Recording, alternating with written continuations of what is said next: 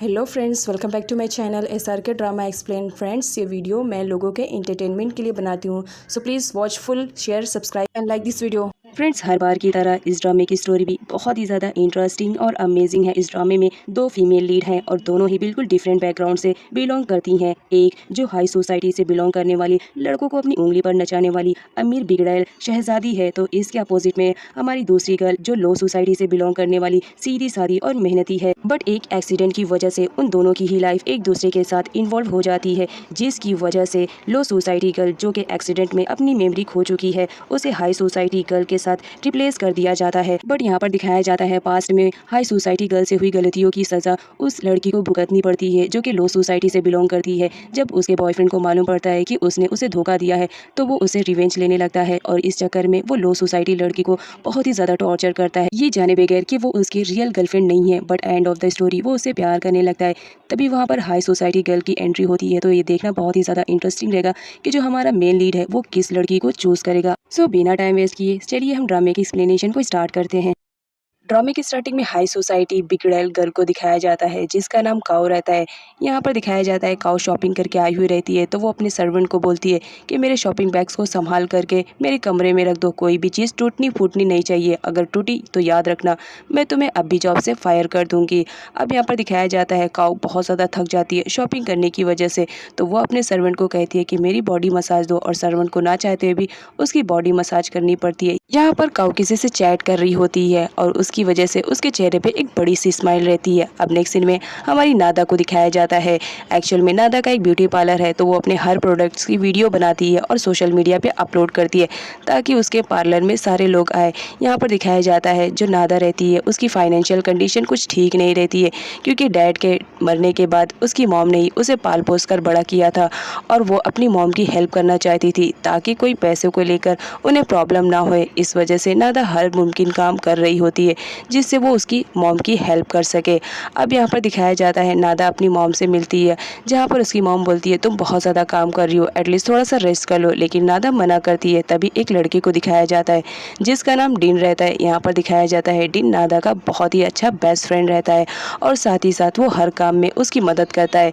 लेकिन यहाँ पर नादा उसे बिल्कुल भी भाव नहीं देती है, लेकिन डिन उसे तो नादा बहुत ज़्यादा अच्छी लगती थी। यहाँ पर दिखाया जाता है नादा का एक छोटा सा रेस्टोरेंट भी रहता है जहाँ पर वो फूड डिलीवरी का काम करती थी और उसकी मॉम फूड बनाती थी। अब यहाँ पर नादा को दिखाया जाता है उसे फूड डिलीवर करने के लिए जाना रहता है, लेकिन वो देखती है उसकी मॉम की कंडीशन कुछ ठीक नहीं है, तो वो अपनी मॉम के पास जाती है, जहाँ पर उसकी मॉम बोलती है कि कोई बात नहीं है, बस थोड़ा सा हेडेक हो रहा है, मैं ठीक हो जाऊंगी, मैंने मेडिसिन भी ले ली। अब यहाँ पर नादा को दिखाया जाता है जहाँ पर वो फूड डिलीवर करने के लिए जा रही होती है, लेकिन अनफॉर्चुनेटली उसकी टक्कर एक सामने वाली कार से लग जाता है, जिसकी वजह से वो बेचारी बहुत ज़्यादा शॉक्ड हो जाती है और अपनी गाड़ी से बाहर निकलकर उस आदमी से माफ़ी मांगने लगती है और कहती है कि सॉरी, मैंने ये जानबूझ के नहीं किया, देखिए मेरे पास तो इतने पैसे भी नहीं है कि मैं आपको दूँ ये गाड़ी रिपेयर करवाने के लिए, वैसे लग रहा है गाड़ी बहुत ज़्यादा महंगी है, मेरे पास तो इतने पैसे भी नहीं है। तभी अंदर से आवाज़ आती है कि हमें तुम्हारे पैसे की ज़रूरत नहीं है, तुम यहाँ से जा सकती हो। अब नादा बहुत ज़्यादा खुश हो जाती है, वो उस आदमी को देखना चाह रही होती है जिसने उसकी इतनी बड़ी गलती पे उसे माफ़ कर दिया और उसे पैसे भी नहीं लिए। तो ऐसे आदमी को नादा देखने की कोशिश करती है कि आखिर वो कौन है। अब यहाँ पर दिखाया जाता है ये लड़का हमारे ड्रामे का मेन लीड है और इसका नाम रात है। रात बहुत ही बड़ा एक बिजनेसमैन है जो बहुत ज़्यादा सक्सेसफुल है। यहाँ पर नादा उससे पहली मुलाकात में बहुत ज़्यादा इम्प्रेस हो जाती है कि मेरी इतनी बड़ी गलती पर भी उसने मुझे माफ़ कर दिया। अब नेक्स्ट सीन में एक इवेंट का दिखाया जाता है जहाँ पर बहुत सारे लोग आए हुए रहते हैं और उसमें रात भी आया हुआ रहता है। रात के पहुँचते ही सारे मीडिया वाले उसकी फ़ोटो लेने लगते हैं और उससे क्वेश्चन करने लगते हैं, बिकॉज जो रात है वो एक बहुत ही सक्सेसफुल बिजनेसमैन है। अब यहाँ पर वो सारे मीडिया को आंसर रिप्लाई कर रहा होता है, लेकिन तभी सामने से काऊ को आता देखता हुआ वो मीडिया को भी पीछे छोड़ देता है और काऊ के पास आता है। यहाँ पर दिखाया जाता है जो रात है वो काऊ को बहुत ज़्यादा पसंद करता है और वो उसे बहुत जल्द प्रपोज करने की प्लानिंग कर रहा होता है। इसी इवेंट में एक पॉलिटिशियन कपल को दिखाया जाता है जिसका नाम मिस्टर थन रहता है। मिस्टर थन का एक लौता बेटा जिसका नाम पेच रहता है, वो भी एक प्ले बॉय टाइप का लड़का रहता है, जहाँ पर लड़कियों को घुमाना उसे बहुत ज़्यादा पसंद आता था और साथ ही साथ अपने डैड के पैसों पर अय्याशियाँ करना भी उसे बहुत ज़्यादा पसंद आ रहा होता है।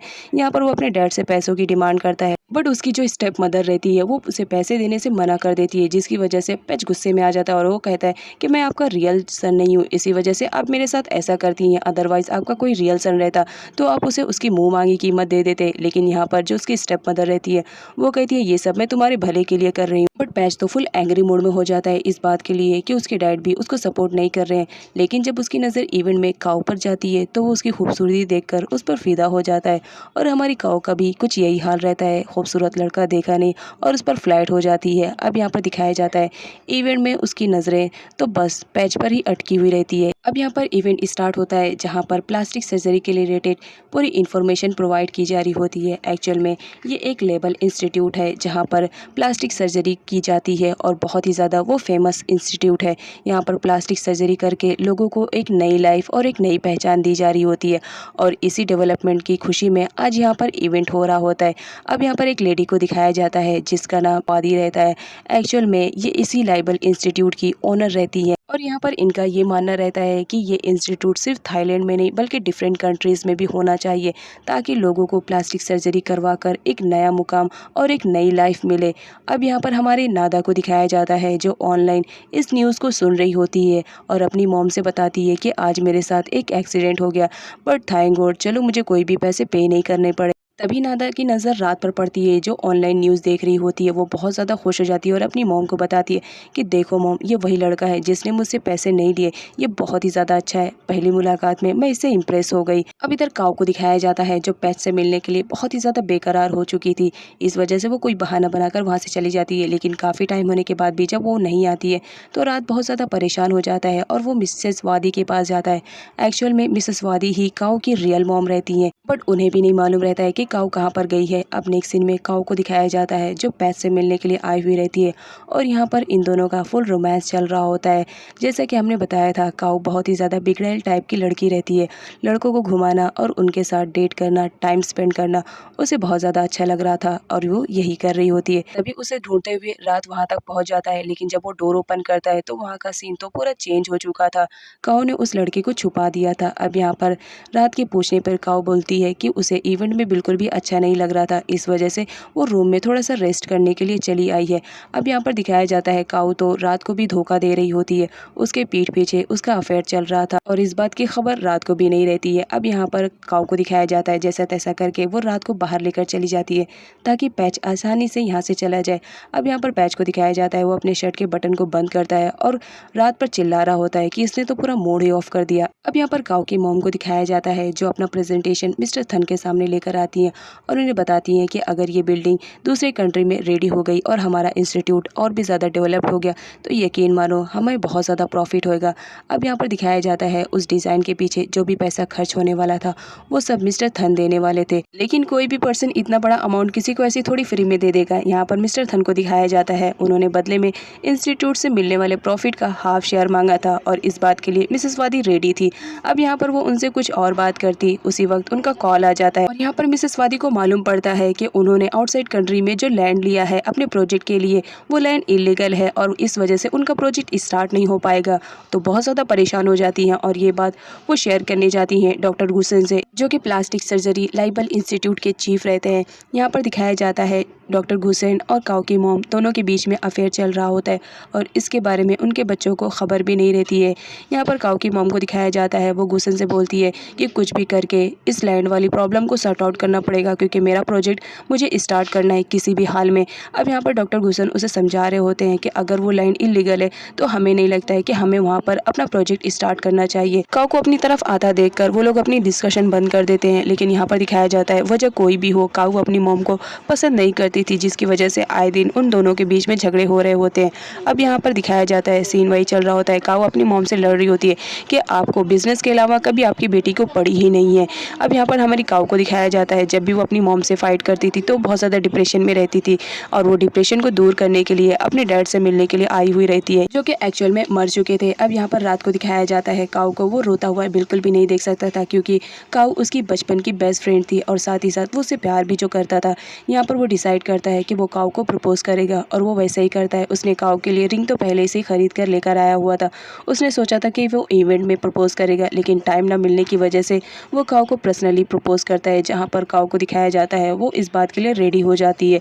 अब इस लड़की के दिमाग में क्या चल रहा होता है ये तो आगे हम लोग को मालूम पड़ेगा। नेक्स्ट सीन में काऊ की मॉम को दिखाया जाता है जो लैंड को लेकर बहुत ज़्यादा परेशान होती रहती हैं। तभी थन का कॉल आता है और वो इमरजेंसी में काऊ की मॉम से मिलने के लिए बुलाते हैं। अब यहाँ पर दिखाया जाता है किसी न किसी के थ्रू थन को भी मालूम पड़ जाता है कि वो लैंड इलीगल है। अब उन्होंने पैसा इन्वेस्ट किया था तो जाहिर सी बात है उन्हें बुरा तो लगेगा। नेक्स्ट सीन में काऊ की मॉम को दिखाया जाता है जो मिस्टर थन के घर पे पहुंच चुकी हुई होती है उनसे मिलने के लिए। अब यहाँ पर मिस्टर थन का दिखाया जाता है, उन्हें भी मालूम पड़ जाता है कि लैंड इलीगल है और प्रोजेक्ट स्टार्ट नहीं हो पाएगा, तो वो अपने पैसे वापस मांगते हैं और साथ ही साथ ये भी बताते हैं कि अगर तुमने मुझे अपने पैसे वापस नहीं रिटर्न किए तो याद रखना तुमने लाइबल इंस्टीट्यूट इसके बदले में गिरवी रखा था तो वो मैं उसे ले लूँगा। अब यहाँ पर दिखाया जाता है जो काऊ की मॉम रहती है वो किसी भी हालत में अपना लाइबल इंस्टीट्यूट उसने नहीं देना चाह रही होती है। अब इधर रात को दिखाया जाता है जो काऊ को प्रपोज कर चुका था, अब वो ये बात अपने डैड को भी बताता है और कहता है कि वो काऊ से बहुत ज़्यादा प्यार करता है तो वो शादी उसी से करेगा। यहाँ पर जो हमारे रात के डैड रहते हैं वो रेडी हो जाते हैं और कहते हैं कि तुमने बहुत ही अच्छी लड़की को पसंद किया है एज अ लाइफ पार्टनर के तौर पे। अब यहाँ पर काऊ की मॉम को दिखाया जाता है जो बहुत ज़्यादा परेशान में रहती हैं और वो घुसन के पास गई हुई रहती है, जहाँ पर वो बताती है कि मैं किसी भी हाल में अपना लाइबल इंस्टीट्यूट मिस्टर थन को नहीं दूंगी, वो मेरे लिए बहुत इंपॉर्टेंट है। मैंने पैसों का इंतज़ाम किया है लेकिन 500 मिलियन ही मेरे पास इंतज़ाम हो पाए और 500 मिलियन मैं कहाँ से लाऊँ, मुझे तो कुछ भी समझ में नहीं आ रहा है। तुम कुछ ना कुछ तो जुगाड़ करो क्योंकि मैं अपना लाइबल इंस्टीट्यूट नहीं दूंगी। तभी यहाँ पर दिखाया जाता है रात के डैड उससे मिलने के लिए आए हुए रहते हैं, जहाँ पर वो बताते हैं कि काऊ और रात एक दूसरे को बचपन से जानते हैं और पसंद भी करते हैं, तो क्यों ना अब ये दोनों बच्चों की शादी करवा दी जाए। जैसे कि हमारे यहाँ पर दिखाया जाता है जब शादी होती है तो लड़की के घर वालों की तरफ से बहुत सारा दहेज का सामान आता है, लेकिन यहाँ पर तो अपोजिट हो रहा था। रात के डैड बोलते हैं कि मैं अपनी बेटी की खुशी के लिए कुछ भी कर सकता हूँ, तो दहेज में आपको जो भी चाहिए आप मुझे बता सकते हैं। अब यहाँ पर दिखाया जाता है जो काऊ की मोम रहती है वो तो पहले से ही लालची रहती हैं और मौका मिल जाता है उन्हें पैसे जमा करने के लिए, तो वो सीधा मुंह पे बोल देती हैं कि ठीक है 500 मिलियन दे दीजिए। अब यहाँ पर जब काऊ के डैड ये बात सुनते तो कुछ टाइम के लिए शॉक्ड में रहते हैं, लेकिन क्या करें उन्होंने अपने मुंह से ही कह दिया था, इस वजह से वो कुछ कर भी नहीं सकते थे। यहाँ पर रात अपने डैड को समझाने की कोशिश कर रहा होता है, लेकिन उसके डैड बोलते हैं कि मैंने जबान दे दी है, अब जो भी होगा वो देख लिया जाएगा, मैं किसी भी हाल में 500 मिलियन का इंतज़ाम कर सकता हूँ। अब हम लोग इतने बड़े बिजनेसमैन हैं, इतना अमाउंट तो हमारे पास रहता ही है। अब यहाँ पर जो हमारा रात रहता है वो खुश हो जाता है कि चलो फाइनली उसके डैड उसकी खुशी में शामिल तो है। अब ये खुशी वो बताने के लिए काऊ को कॉल करता है, जहाँ पर काऊ बोलती है कि वो किसी इंपॉर्टेंट काम में बहुत ज़्यादा बिजी है, लेकिन यहाँ पर दिखाया जाता है उसका इंपॉर्टेंट काम तो कोई और नहीं पैच ही रहता है। यहाँ पर उन दोनों का फुल रोमांस चल रहा होता है। अब यहाँ पर पैच को दिखाया जाता है जो काऊ से पूछता है क्या तुम उस लूजर रात से शादी करने वाली हो, जहाँ पर काऊ बोलती है तुम्हें लगता है मैं ऐसे लड़कों से शादी करूंगी, बस मैं टाइम पास कर रही हूँ, एक्चुअल में मैं तो तुमसे प्यार करती हूँ। ये कहकर उन दोनों का रोमांस चालू हो जाता है। अब यहाँ पर दिखाया जाता है जहाँ पर काऊ वापस अपने घर आने के लिए आ रही होती है, लेकिन वो पैच को अपना क्रेडिट कार्ड दे देती है कि तुम्हें जितना भी चाहिए वो यूज़ कर लेना। इस बात पे पैच खुश हो जाता है और किस करता है। तभी यहाँ पर एक लड़की को दिखाया जाता है जो उन दोनों की वीडियो बनाती है। अब नेक्स्ट सीन में नादा को दिखाया जाता है जो अपने ब्यूटी शॉप में एक कस्टमर को हैंडल कर रही होती है। यहाँ पर दिखाया जाता है नादा का किया हुआ काम उसके सारे कस्टमर को बहुत ज़्यादा पसंद आता था, इस वजह से आए दिन उसके कस्टमर में लोगों की भीड़ लगी हुई रहती है। अब यहाँ पर दिखाया जाता है नादा को इमरजेंसी में किसी फूड डिलीवरी के लिए जाना पड़ता है, जिसकी वजह से वो जाने से पहले अपने मॉम को एक एनवलप देकर चली जाती है। मॉम के पूछने पर वो बताती है कि बस ये आपके लिए मैंने संभाल के रखा था। अब यहाँ पर जब मॉम एनवलप चेक करती है तो उसमें बहुत सारे पैसे रहते हैं जो कि नादा ने संभाल के रखा था अपनी मॉम के लिए। मॉम बहुत ज़्यादा खुश हो जाती है कि उनकी बेटी बहुत समझदार हो गई है। इधर नादा को दिखाया जाता है जहाँ पर वो डिलीवरी करने के लिए आई हुई रहती है, डिलीवरी तो कर लेती है लेकिन वहाँ पर ब्यूटी प्रोडक्ट्स को देखकर वो बहुत ज़्यादा इम्प्रेस हो जाती है। यहाँ पर दिखाया जाता है वो लड़की आकर रात को वो वीडियो दिखा देती है जो कि उसने बनाया था। अब वीडियो देखने के बाद रात बहुत ज़्यादा गुस्से में आ जाता है, लेकिन फिर भी वो उस लड़की की बातों को यकीन नहीं मानता है और कहता है तुमने एडिट किया होगा, जिस पर वो लड़की बोलती है तो ठीक है मैं जो एड्रेस सेंड कर रही हूँ जाओ वहाँ पर देख लो। अब यहाँ पर हमारी रात को दिखाया जाता है उस लोकेशन पे वो पहुँच चुका था, जहाँ पर वो काऊ को देख लेता है उस लड़के पैच के साथ रोमांस करते हुए, जिसकी वजह से वो बहुत ज़्यादा गुस्से में आ जाता है कि उसने जिससे इतना ज़्यादा प्यार किया उसने तो उसे धोखा दिया है। जहाँ पर वो फुल एंग्री मूड में रहता है और काऊ से बात करने के लिए जाता है, जहाँ पर काऊ अपने एक्सक्यूजेस की लंबी चौड़ी लिस्ट शो करने लगती है और कहती है कि हम दोनों तो बेस्ट फ्रेंड है, तुम जैसा समझ रहे हो वैसा कुछ भी नहीं है। लेकिन यहाँ पर दिखाया जाता है रात उनके पार्सल में कोई ऐसी चीज़ देख लेता है जिसकी वजह से वो फुल एंग्री मूड में में हो जाता है और कोई क्वेश्चन किए बगैर वहाँ से गुस्से में जाने लगता है, जिस पर गाओ उसे समझाने की कोशिश करती है और झूठी झूठी बातें बताती है।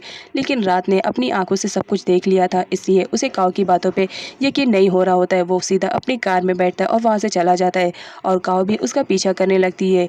अब यहाँ पर दिखाया जाता है जो हमारी नादा रहती है वो फूड डिलीवर करके वापस आ रही होती है, लेकिन अनफॉर्चुनेटली उसकी कार ख़राब हो जाती है, तो वो लिफ्ट लेने के लिए रोड पर खड़ी हो जाती है। अब यहाँ पर जो काऊ रहती है वो फुल स्पीड में कार चलाते हुए आती है, जिसकी वजह से नादा और काऊ का दोनों का ही बहुत बुरी तरह से एक्सीडेंट हो जाता है।